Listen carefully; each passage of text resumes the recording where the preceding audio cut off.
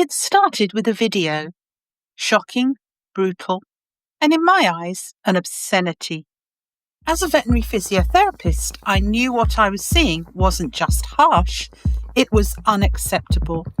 So I recorded my reaction, and like so many in the equestrian world, I waited to see what would happen next. The public outcry was fierce. The governing body had to respond. Now, in this podcast series, I break down the scandal, the reactions, and the resolutions that followed. This is Charlotte Dujardin, the scandal, the backlash, the consequences. I'm Caroline Lindsay, horsesaddlerider.com. In this episode, I dive into a controversial issue in competitive dressage, blue tongue. This shocking phenomenon, where a horse's tongue turns blue due to excessive rein pressure and restricted blood flow, has sparked serious concerns among equestrian veterinarian researchers. I'll be discussing key insights from an online article where experts weigh in on what blue tongue really means for horse welfare, why it happens, and what, if anything, is being done about it. Is this just a rare occurrence? Or is it a symptom of deeper problems in high-level dressage? Let's get into it. Thanks to everybody who's following this situation. Thank you to those who've commented and subscribed to get more updates. So first, from Reuters, the highly respected news source channel that the media relies on for the accuracy and authenticity of its reporting. Equestrian governing body finds blue horse tongues in dressage review. This on August the 6th. The equestrian governing body, the FEI, in charge of the Olympic riding in Versailles, has found pictures of horses with blue tongues caused by oxygen shortage during dressage competition. The organisation, so this is the FEI's chief vet, told Reuters on Tuesday. So is this another instance of whistleblowing? It would appear to be. Horse welfare issues are under close scrutiny at the Olympics as the sport grapples with the fallout from an incident involving British star rider Charlotte Dujardin that revived ethical debates and fears about its Olympic future. 6 times Olympic medalist was provisionally suspended on July 27 after footage emerged showing her whipping a horse's legs multiple times during training. The FEI has reviewed pictures from Olympics dressage events taken by one of its photographers. FEI chief vet Goran Ackerstrom said, adding that some of the pictures taken at the Dressage Grand Prix last Tuesday showed scenes of harm to animals. So this is a veterinarian we are hearing from here, and this group has the last word on injury. The concern on those pictures were the blue tongues, likely caused by high rein tension. That means the rider's hand tension, potentially exerting a backward pull on the reins, Ackerstrom said. Adding that the double bridles, which are mandatory in top-level dressage tournaments, also played a role in cutting off oxygen from the tongue, causing pain or unnecessary discomfort.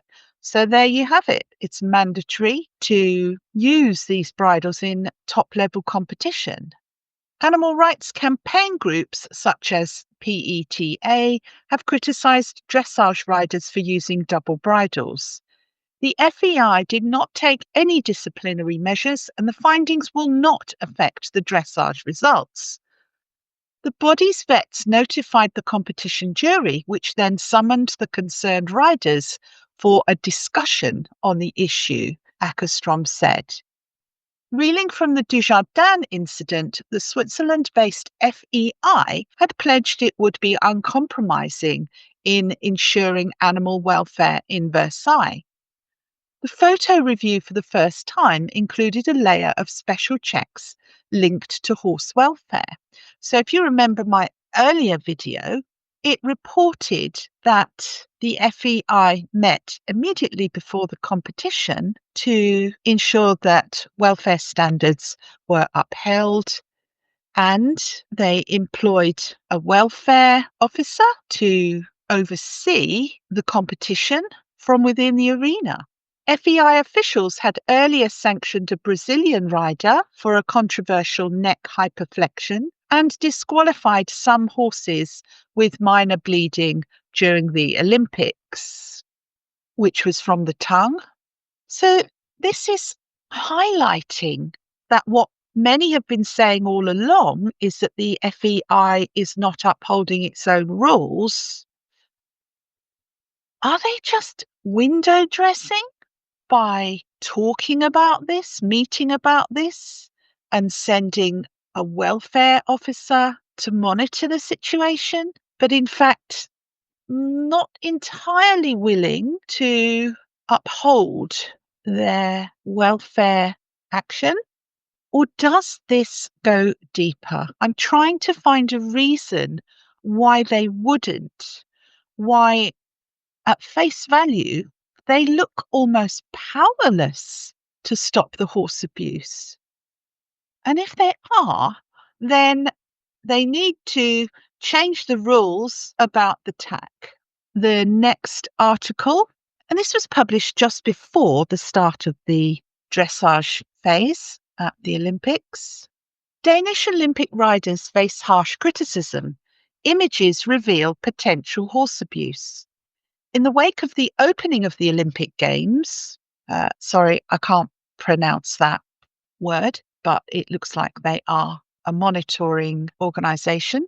In collaboration with photographer Crispin Parelius Johansen, now releases photos taken this year revealing Danish Olympic riders on horses in potentially extreme pain, according to several veterinarians and experts in the field. Based on the images, the Danish riders have now been reported for physical abuse. The Danish Equestrian Federation refuses to assess the images as they do not find the material sufficient. This is astonishing. I see a horse with a clear wound on its tongue and what looks like bruises. Its mouth definitely needs to be examined further, says Finnish Kati Tuomala, veterinarian and PhD in bit-related injuries in competition horses at the University of Helsinki, as she clicks through the photo folder. Helsinki is in Finland, neighbouring country to Denmark. So this observer has a PhD in this topic, so she knows what she's talking about. After 5 pictures, I'm already starting to feel unwell. I've seen similar pictures before, but these still surprise me, she says over a phone connection from Finland. The photo material that Kati Tuomola is looking at is taken by an English-Norwegian photographer who has travelled to major European equestrian events this year to document how several horses in international competitions show signs of pain and so-called blue tongues. So the whistleblowers seem to be out there in numbers, but as usual, nobody's listening to them or nobody's acting on their evidence. The riders are named. The first 3 riders are representing Denmark at this year's Olympic Games in Paris. One withdrew after the Danish Federation received a video sequence from 2022, which led to an investigation from the Federation's disciplinary committee. So, yes, riders are withdrawing due to abuse, but obviously not that many of them. According to Kruth, the video contains a clear mistake during a training session. A mistake. Do elite riders make mistakes? Well, I think they're so focused, they would have made most of their mistakes long before they got to elite level. The new photos which are being shown to the public for the first time here in this media, are found to be problematic by Katie Tuomola, who was the PhD holder, and several other experts and veterinarians, indicating horses potentially in extreme pain. What we are seeing now is the consequence of high-resolution photos becoming available to science and to the public, says Paul McGreevy, author of several textbooks on animal behaviour and welfare, veterinarian, and professor at Sydney School of Veterinary Science. So these experts are not making this stuff up, and we have photographic evidence. So here, behind the vertical, a staring eye and blue tongue. One of several signs of discomfort or pain for the horses in the pictures is the presence of blue tongues, explains New Zealand's David J. Mellor, PhD, Professor Emeritus in Animal Welfare Science and Bioethics at Massey University. He assesses that the blue tongues in varying degrees are present in the pictures of all four horses. So are the FEI officials more qualified to decide whether or not these horses are being abused?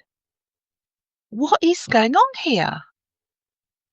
Without the use of a bit and tight noseband, a horse's tongue would be the same natural pink colour as the gums around it, and therefore the presence of a blue tongue, according to the Professor Emeritus, is a clear indication that something is seriously wrong in the horse's mouth. Again, blue tongue. The dark or blue colour occurs when the tongue is pressed too hard by the bit in the horse's mouth, which reduces blood flow from the bit's placement to the tip of the tongue, explains David J. Mellor. The blue tongue is a genuine concern due to the clearly reduced oxygen supply, which means reduced blood flow and very likely causes ischemic pain, which is pain due to blocked arteries. He says, describing the tongue on this rider's horse, as dark blue. Some in the sport try to dismiss that the pinching of the blood supply is linked to pain. But regardless of whether the blue tongue is associated with pain or not, the position of the bit on the tongue alone, with the bridle and the pressure applied to the tongue, in itself causes extreme pain to the horse. So something needs to be dropped from competition here, although I would say it's the rider's hands that is causing the blue tongue, which is facilitated by the bits. According to veterinarian Katie Tuomola, this horse also has a very dark coloured tongue, but it is only one out of several indications of whether a horse feels discomfort or pain, she explains. The horse's head is also behind the vertical axis in several pictures, which is against international rules in the sport. The mouth is open to relieve the pain. The eyes are staring intensely, and there are wrinkles and tension around the lips, she says. Asking a question, do you know for sure that the horse is in pain? The degree of pain is difficult to quantify. I don't know if it's 3 or 10 on a scale from 1 to 10. Where is the line between discomfort, mild pain, and pain? It is definitely a negative experience for the horse, she says, referring to her new research in the field. And if you click on the link, you'll be able to see that. Is rein tension associated with horse behaviour and mouth injuries in harness racing trotters? A pilot study. And this was just published August 2024. According to the experts that this publication has spoken with, an overall assessment of the horse's expressions should be used to evaluate their welfare. And here the mouth is one of the most obvious indications of whether something is wrong, as horses with open mouths try to relieve pain or discomfort. All the horses have open mouths caused by the bit, which is not seen in horses in motion without a bit unless they are neighing or calling in some other way, says David J. Mellor. Another blue tongue. The Danish Union refuses to assess the images. So it would seem that these have greater expertise than the experts. The publication has asked the Danish Equestrian Federation's board for a professional assessment and statement on what they see in the pictures of the 4 Danish riders. The Federation refuses to provide one, and I'll just state here that many of these equestrian boards have veterinarians as their advisors. So why are they not even going to have a look at these images? In an email response, they write, "When we assess whether a horse's well-being is challenged, it is important that we have a comprehensive assessment basis. Photos express a snapshot of a situation without a coherent context." Well, there is a coherent context. The horse's tongue is blue, and a whole range of experts have commented on this condition. Therefore, still photos can rarely stand alone, and therefore we cannot provide a professional assessment on the existing basis. The submitted photos all come from international FEI competitions in 2024. The competitions are held in a very professional setup where the competition grounds are monitored by professional stewards. Well, how knowledgeable and competent are they? And competitions are judged by professional and competent judges. In cases where horses in competition at FEI events show persistent conflict behaviour, the judges have an important responsibility to judge and possibly sanction the rider. Okay, blaming the judge, but maybe they're not judging for the condition of the horse's mouth. I will be looking at that to see what they actually are awarding marks for. In the submitted cases, no Danish riders have been sanctioned by the judges at the respective FEI events, and we have not received any reports in the Equestrian Federation. Furthermore, it is important to emphasise that FEI events are public with many spectators, TV coverage, press photographers and veterinary checks of the horses both before and after the competitions. Possibly, but I need to check whether photography has been banned from the warm-up areas. I seem to recall a story several years ago that it was. They deny it as a problem. One of the people who has closely followed the development of horse welfare in the sport over the past decades is Australian Christina Wilkins, who has been the editor of the media Horses and People magazine since 2009. This spring, the Swedish media Aftonbladet, in collaboration with Crispin Parelius Johannesson, who, as you recall from earlier, is the photographer in this article, published several pictures of horses with blue tongues, such as the Swedish rider Patrick Kittle's horse. Before the pictures of the blue tongue, not many in the sport were aware of the problem, tells Christina Wilkins.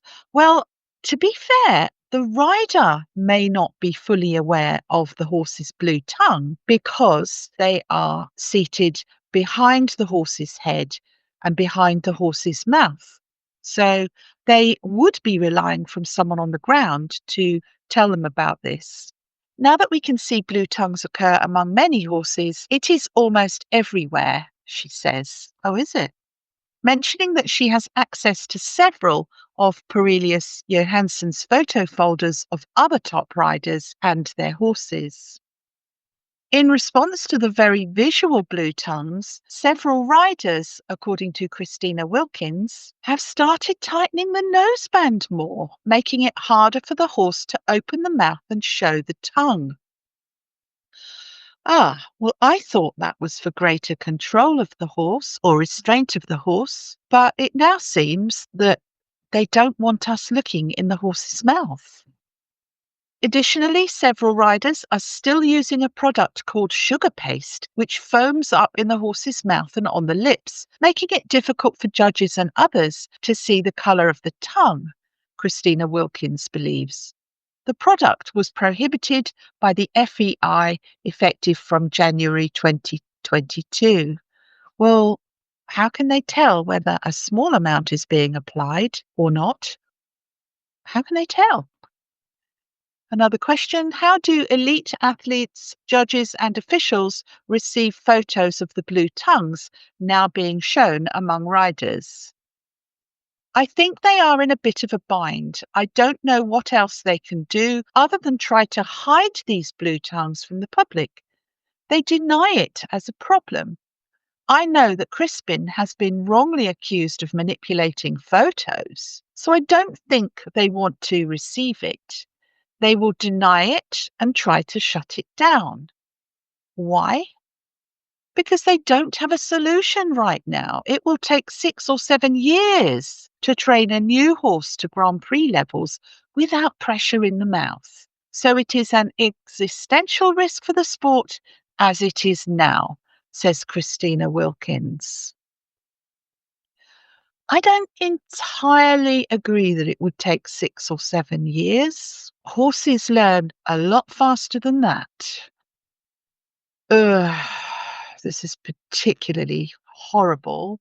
And yeah, I can see how photos can be manipulated because I do a lot of editing myself and often change the brightness, contrast, hue, and color saturation of photos. But this has not been manipulated up to the max at all. But we can see this is pink, this is not pink. For the Australian veterinarian Paul McGreevy, all the pictures of the 4 horses show deformed, discoloured tongues and some lack of muscle tone as well as open mouths. Yeah, because if these tongues are injured and re-injured over time, the same as any muscle, that may change the muscle tone of the tongue and the position in the horse's mouth.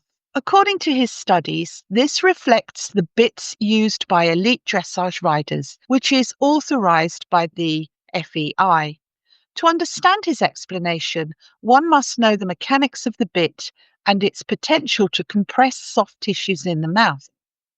At the elite level, dressage horses have a double bridle in their mouths, which consists of a metal bar, a so-called Bridles bit, at the top of the mouth, and further down a curb bit, which work in conjunction with a so-called curb chain, consisting of leather and metal, which is placed under the horse's lower jaw and muscle.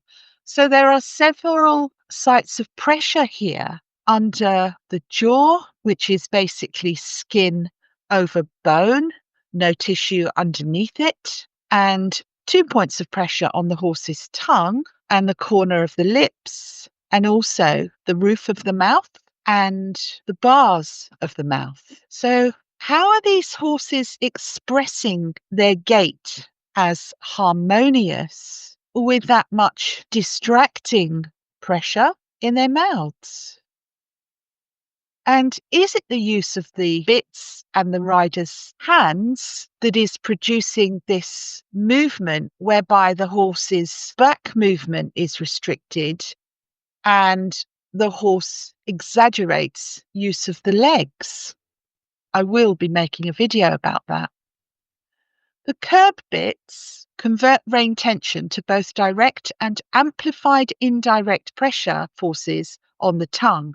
It is very important to understand how much amplified force can transfer from the rider's hands to the horse's mouth through a curb bit when the rider pulls the reins, says Paul McGreevy. So just to remind you of this pressure is accentuated by lever forces from the horse's mouth to the rider's hands. And also think of the horse moving and how, if they are going to avoid pain, they would keep their heads as still as possible. Therefore, that could also be contributing to the leg exaggerated movement. It is also important to understand that the misuse of curb bits depends to some extent on the simultaneous use of tight nosebands. Nosebands that clamp the jaws tightly together have 3 effects. Riders avoid penalty points if the horse opens its mouth. The blue tongues as symptoms of pain go unnoticed, and the aversive impact of the bits on the horse's mouth is amplified because there is no wriggle room. Our studies have shown that in combination with bits, these nosebands deny the horse essential comfort behaviours such as chewing and, most worrying of all, swallowing, says the Australian veterinarian. Even this frame, this horse is behind the vertical. There should be instant elimination, or perhaps elimination on the third repetition of seeing it. Again, dubious saddle fit here. In humans, organs that do not receive blood flow are associated with pain. This is called ischemic pain, reduced blood flow, and is due to tissue hypoxia and acidosis, which in itself leads to necrosis if it is sustained. But there are no studies of ischemia in horses yet, probably because animal ethics committees would refuse researchers to conduct such studies in the light of what is known about ischemic pain in humans, Paul McGreevy explains. And what Professor McGreevy is alluding to is that you cannot run experiments where you cause pain to a horse just to see what the outcome is. And when researchers assess pain in animals, they use a precautionary principle which says that what would cause a human pain will also cause an animal pain. Similarly, we should expect that sustained pressure on the tongue not only causes ischemic pain, but also numbness and eventually necrosis, which is what I just stated, which is dead tissue, typically requiring amputation. I don't like this headpiece either. It looks to be digging into the horse's ears, potentially because the horse is behind the vertical. But just look at how much pressure there is that can be caused by the bridle and the bit. More pressure here. And the guideline is to fit the noseband 2 or 3 fingers below this point here. But of course, that doesn't seem plausible when you have all this metalwork going on. Yeah, blue tongue. And this curb chain is covered by leather. So this tells me that this horse potentially is very, very sensitive to any pressure on the curb. And I know this because I had a horse like that myself. It has happened several times. This publication has also presented the photo material to the Swedish veterinarian Annette Graf, who has nearly 30 years of experience in equine practice and is vice president of the European Equine Veterinary Association. Overall, she assesses that the pictures show sign of horses that have not been trained properly. Indeed. These are top riders. It should be the creme de la creme, showcasing the most well-trained horses and correct riding. But unfortunately, it is not good animal welfare here, she says. Well, I'm also of the opinion that these horses have been so highly bred for their extravagant gait expression, their potential athleticism, that riders can no longer sit to without restraining some aspects of that movement, which to me looks like the back movement in many cases. For Nana Skodborg Merrild's horse, Don Olympio, the Swedish veterinarian assesses, in addition to the mentioned signs of pain, that the horse's neck is also bent too much, hyperflexed, which is not allowed according to international FEI rules. The point behind the ears, the poll, should be the highest point on a horse in a correct frame. I'll just correct that to healthy, non-injurious frame. Here you see that it is the third plait on the horse's mane that is the highest point. This corresponds to the third or fourth vertebra, but it should be the back of the skull and the first cervical vertebra that is the highest point. The nose on this horse should be much further forward and the neck should be straightened, she says. Can the pictures be individual stills that do not reflect reality? That is what the defenders of this riding will say. I know that Crispin has thousands of pictures of the different horses, shot from different angles and from both sides of the horse, and the short neck is consistent in several sequences. So at least it has happened several times during this competition, says Annette Graf. I mean, this just to me looks like instant elimination. As this veterinarian just said, there would normally be a plait there, but the horse has been clipped. 1, 2, 3, and potentially 4. So the highest point of the horse's neck here looks to me, if we look at the arc of the nuchal ligament, it's here. It's behind the jaw line instead of the atlantoaxial region, which is the pole, being more elevated. But again, the riders may not see this, although they can see the plaits. They perhaps should or could place a marker here on the pole plait, and then they can see if it disappears from view. So none of this is rocket science. And although they say it will take 7 years to change the training so that the horse does not need a double bridle, I would say get these riders out for 6 or 7 years and let the riders come through to compete that are not using this form of restraint. And we can see the competition change almost overnight. Let's move the cheese, as they say. The International Equestrian Federation wants to avoid blue tongues. The publication has asked the International Olympic Committee whether they consider blue tongues to be a problem during the Olympics, and if so, how they will sanction against it. In an email response, the IOC stated that animal welfare is of the utmost importance, but that the rules and control of equestrian sports during the Olympic Games are maintained by the International Equestrian Federation. Well, yeah, you can't expect the Olympic Committee to adopt the role of policing the FEI rules. They understandably delegate that responsibility to the organisation presenting the horses to the Olympics in competition. The publication has also contacted the FEI to inquire about how they will handle and enforce the occurrence of blue tongues and how they view the images of blue tongues that are now being shared. To this, the FEI responded. The FEI has taken several steps to try and avoid blue tongues. Okay, not a very well worded response. It sounds rather lame and ineffective to me because it's the riders causing the blue tongues, not necessarily the bits, although it is their dressage tests which facilitate this rider behaviour.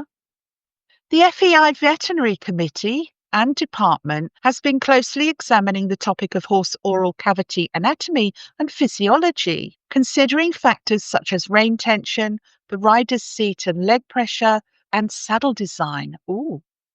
Given the complexity of the issue, well, it's not complex to the experts previously mentioned in this article.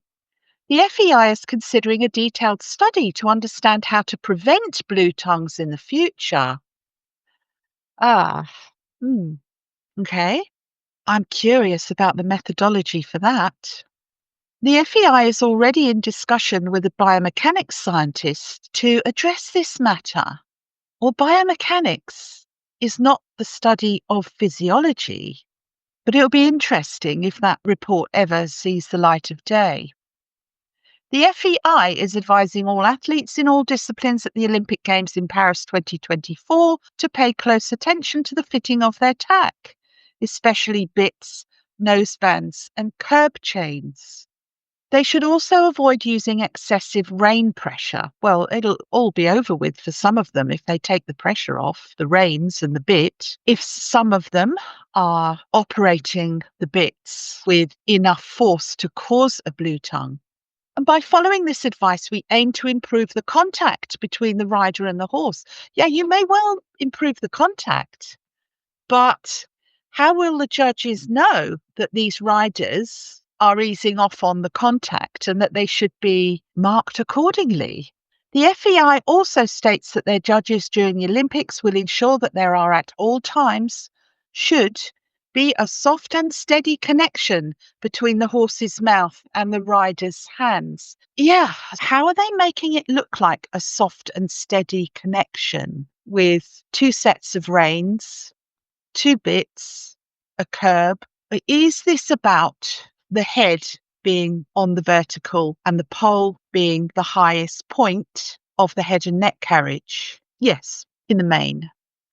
FEI has not been presented with the photographic material from the Danish riders and therefore has not had the opportunity to comment on the photos. Well, if you recall from the article that I've just read, they saw photographs from the competition and with input from their own veterinarian, and it would appear that they have denied that there is a problem. So this horse, we can make a comparison in this gait, whatever it is, and it may be a flying change as the rider's leg is so far back, or it may be in lateral movement. So it would appear to be somewhat correct, and also the curb bit is at a 45-degree angle. So the horse doesn't look as uncomfortable. So we see a much softer eye compared with earlier photographs. The mouth is open. Why is the mouth open? Is the horse trying to create space, possibly to loosen the tension on the curb chain?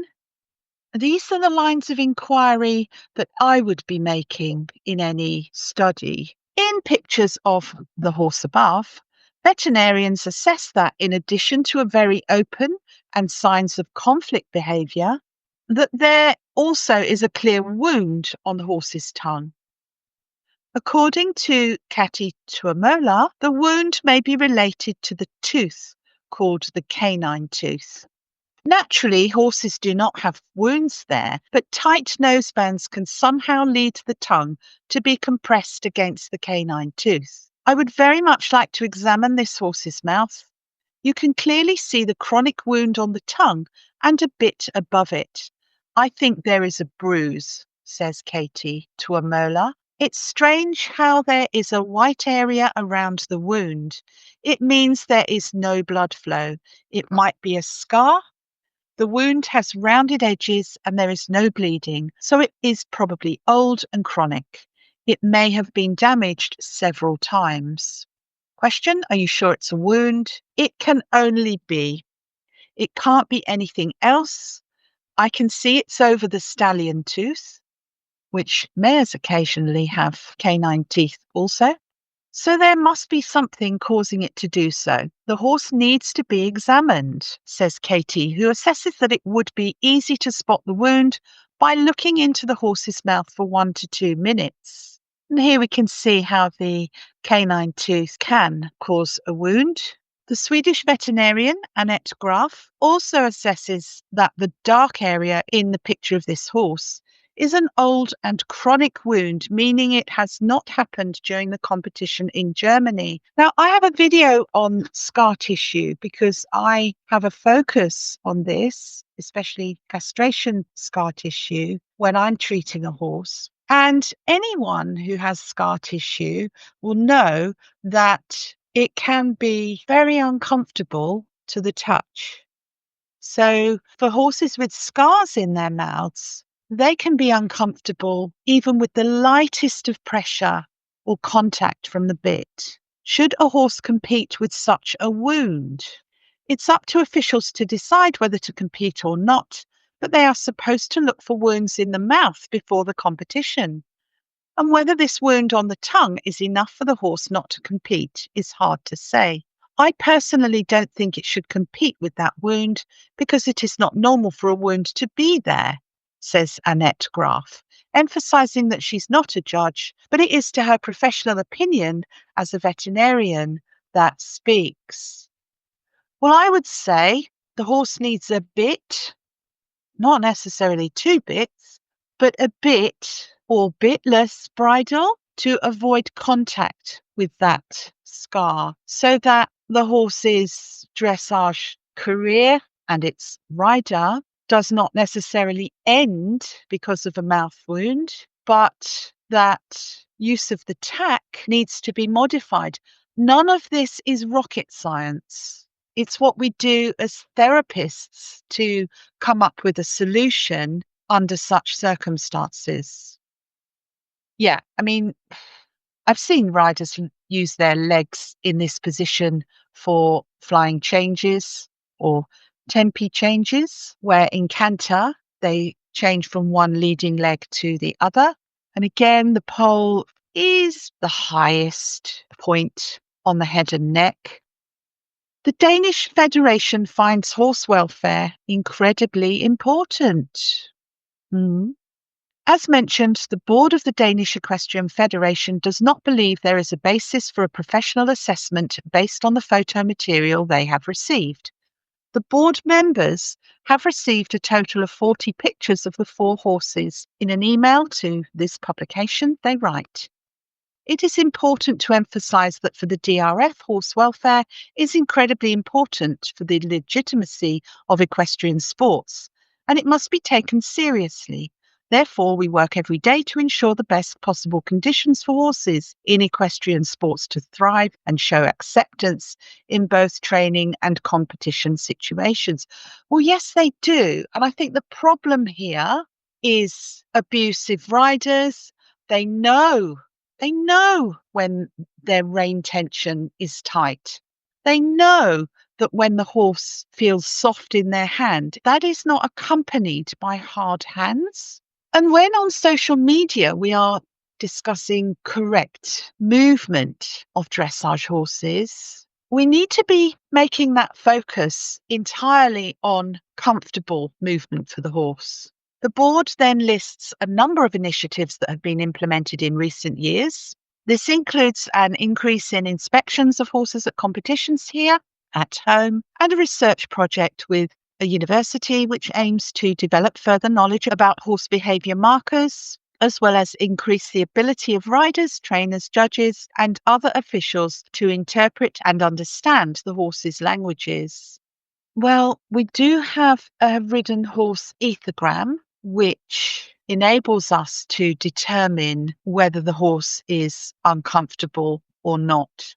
The problem is we don't know how uncomfortable, but there is still clear indicators between a horse that is uncomfortable and a horse that is not, whether that's momentarily or not. But yes, we do need more investigations on the topic. Finally, the board writes, DRF's Olympic team riders are the strongest ambassadors of equestrian sports. DRF has full confidence that the riders and their trainers will fulfill their great responsibility to deliver world-class equestrian performances, while also being role models for the younger generations in the sport.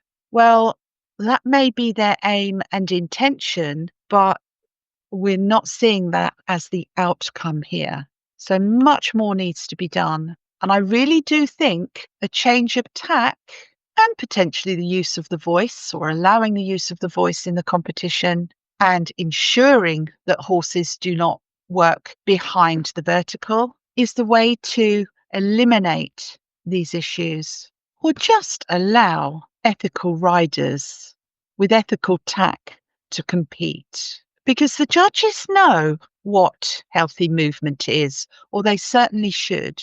Another blue tongue retracted further back in the horse's mouth, and we have a more horizontal curb bit. And the more horizontal it is, the more pressure there is on the curb chain and the more pressure on the horse's jaw bone directly beneath the skin. The pictures taken of the horse above received several of the same critical assessments as her national teammates' horses. The photo material has also been presented to the Belgian veterinarian Eva van Avermaet, founder of the horse welfare organisation Collectif pour les Chauffeurs.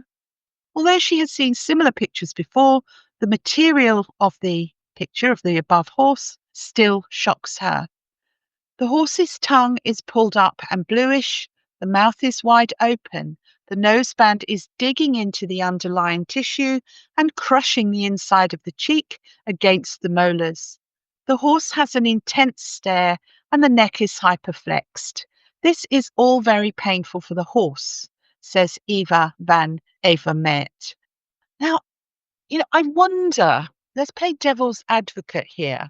Maybe these riders are unaware of the extent of the pain that they are inflicting on their horses because they cannot see it, although they can feel behind the vertical, and presumably they are over tightening the horse's nosebands. Maybe they need more awareness of what they are doing. According to the international rules and regulations from the FEI, including Article 142, it is considered horse abuse to do anything that causes them pain. It is also considered abuse if one does something that is likely to cause the horse unnecessary discomfort.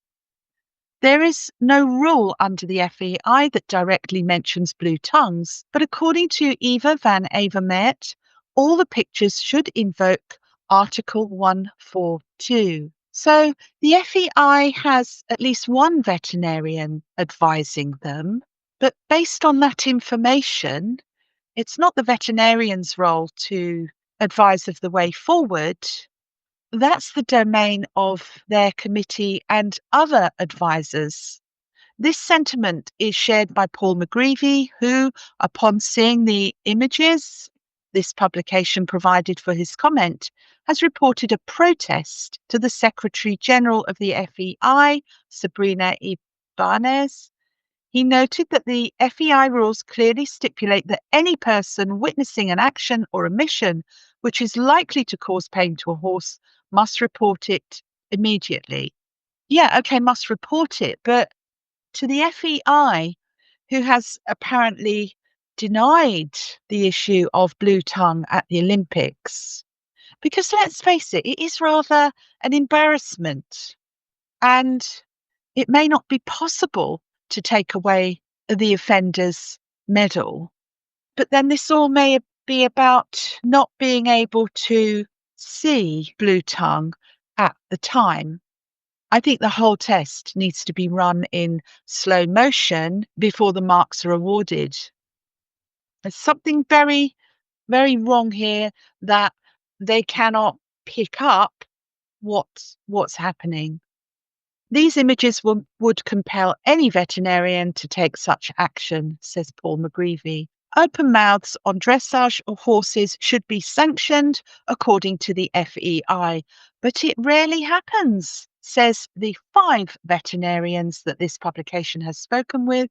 As the Danish Equestrian Federation also mentions in their response, none of the 4 Danish riders were sanctioned at the respective events, even though all horses in several of the pictures have open mouths. Yeah, to be fair, what the judges are judging happens quite quickly, and they do have to look at the whole horse and rider and then come up with a mark promptly.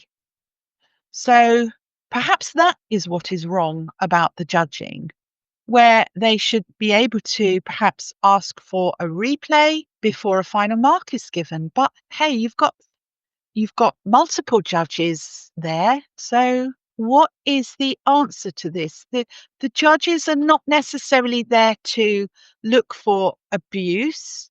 They are there to mark the movement and how far it deviates from the standard. So they still have to give a mark whether the horse is abused or not. But I felt for this Olympics, having watched the eventing dressage, I felt that overall, except for in 1 or 2 cases, the marking reflected that For Annette Graf, this indicates that in the future there should be a separate judge solely to look at the harmony of the horse and the horse's overall behaviours. For sure. And this may well need multiple judges around the arena. It doesn't have to be a judge. It could also be a veterinarian or behaviour specialist, someone trained to look for these parameters in the horse, says Annette Graf. Should video be used to review slow motion sequences? I have said this. I think that will be the future. We see it in all other sports as recently as in the European Championship in football, where cameras showed offside. Why not use it in equestrian sports? Well, it's used in eventing in the cross-country phase. The publication has asked how FEI view the photos of riders competing on horses with blue tongues that has previously been photographed this year. In accordance with that, the FEI writes that dressage is to be judged live at the competition. As a general point, it is important to note that dressage is a sport that is judged live and not by freeze frame, video replay or photographic review. If during the test that a performance is against the welfare of the horse and or shows abusive riding, the judges can eliminate the athlete immediately, the FEI writes. Well, I wonder when the last time that happened. The riders have not responded to the criticism. The publication has tried to contact the 4 Danish riders to hear how they respond to the pictures and the signs of pain and discomfort pointed out by the veterinarians. None of the riders have responded. Instead, the director of the Danish Equestrian Federation, Morten Schram-Rodtwit, has contacted the editorial team on behalf of the athletes. He writes in an email that 3 of the riders are fully focused on the competitions in Paris, and he therefore hopes for an understanding that they will not respond at this time. He also mentioned, like the Federation's board, that the images do not form the basis for a professional assessment. Oh, really? Then how come so many professionals have been able to assess those photographs? In relation to the submitted images, it is our clear assessment that the basis for making a professional technical riding and veterinary assessment needs to be stronger and not merely express a few seconds of situations out of a programme that lasts 6 to 7 minutes, writes Morten Schram-Rodtwit. During the Olympics, only Nadia Abo-Sloth rides the horse whose pictures are presented here. Catherine Laudrup Dufour rides Mount St. John Freestyle, and Nana Skodberg Merrild rides Blue Horse Zepter. The system needs to be restarted. With the Olympic flame burning in the background, the world's elite in equestrian sports began the first competitions at the Chateau de Versailles this weekend. According to Paul McGreevy, there will be extra attention on the riders and their horses' well-being at the French Palace during the Olympic Games. I foresee that at the Olympic Games, more cosmetic white material, sugar paste, will be applied to the horse's lips, and the nosebands will be tightened because the world's eyes will be on the colour and shape of the tongues, he says.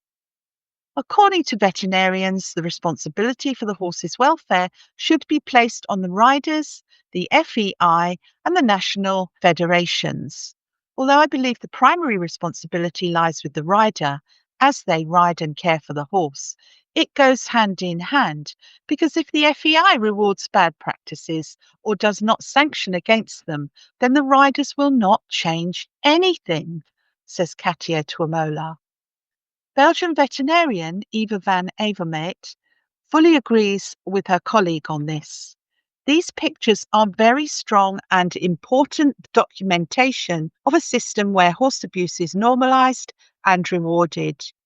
It has been going on for years because the FEI system to protect horses against abuse is not working, she says. According to the veterinarians and experts, more than Olympic medals is at stake at the historic Chateau de Versailles.